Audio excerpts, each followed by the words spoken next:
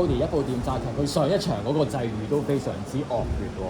係啊，上次第一次跑1000啦，咁就連翻有個俾人阻到嘅事件啦。咁其他班人都話隻馬其實上場係唔係好好彩，係啦，俾人cut咗2次。咁就點解會報翻呢個路程咧？就係、第一次跑1000嘅時間，其實佢個走勢都唔錯。咁跑咗2場熱身之後，咁呢次加咗個套同預估俾佢啦，都睇到佢今日嘅出閘反應比第一場1000嘅時間係快好多嘅。係啊，隻馬都集中咗，個體能啊狀態所有邊都有提升啦。咁啊，今日都順利贏啊嘛。佢初出嗰場其實都已經係有啲追勢，似乎係一隻幾有能力嘅馬嚟嘅。其實跑完第一場之後，其他都話即係睇翻第一場過終點個餘勢都係仲好啲嘅，咁所以第二場變咗跑1200。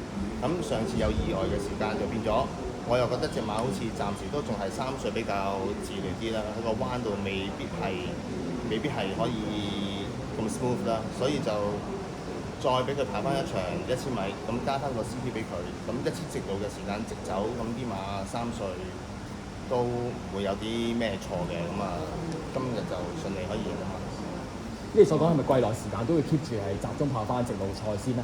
睇翻個 program 啦，係啦。如果有1000嘅都會跑翻1000啦，如果冇嘅話都要俾佢再點都要4200㗎啦。咁上場際遇唔好啫，咁希望佢跑完第3場啦，呢場係咁希望佢再有進步啦。再次恭喜晒 Cody，唔該晒，thank you。